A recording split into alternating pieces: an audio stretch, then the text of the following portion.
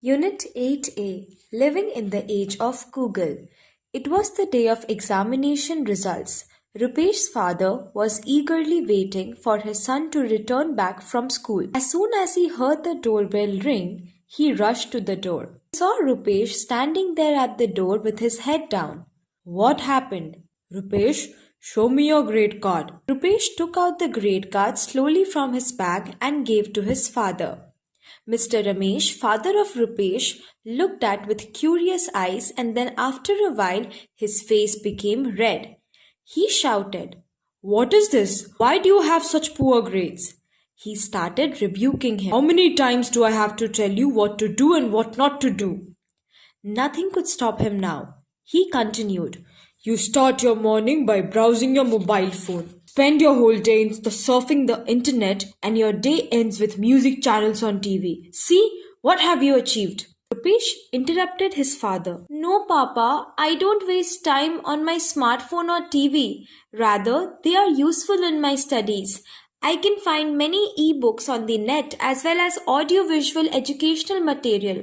It's not all worthless as you assume. I can satisfy my queries by posting my questions on different websites. I can also gather various information through demonstration classes and video chats.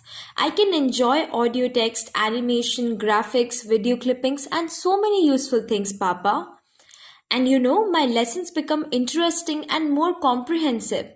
I can understand the concepts in a better way. Video lessons leave a long-lasting impression too. Through internet, I can download and save all what I need for my reference and studies. But Mr. Ramesh was not satisfied with his son's arguments. He said furiously, What about your stupid craze for television? I have seen you watching movies, music videos, serials, cricket matches, and whatnot. Isn't it a wastage of time? Do you think that the programs telecasted on television are educative? These so-called smart TVs and smartphones are spoiling the future and education of growing children. You're not being smart anymore, but completely spoiled. Sending and receiving messages, chatting, uploading, downloading, poking, it's all rubbish. Rupesh tried to convince his father. Papa, there are many informative and educative channels on television. I get updated and become aware about many useful information through the news and other informative channels. But Mr. Ramesh was in no mood to finish the argument. He continued, mobile phones and TV which are considered to be smart are actually ruining the health of young children and disturbing their lifestyle. If one watches television or browses internet for a short time, it can be considered as a mode of entertainment and recreation. But if these are used for longer duration, it hampers your studies and health. These days you have stopped playing outside. No outdoor activities, no physical exercise. Moreover, what is the use of knowledge provided by mobile, TV or internet if it is not in practice?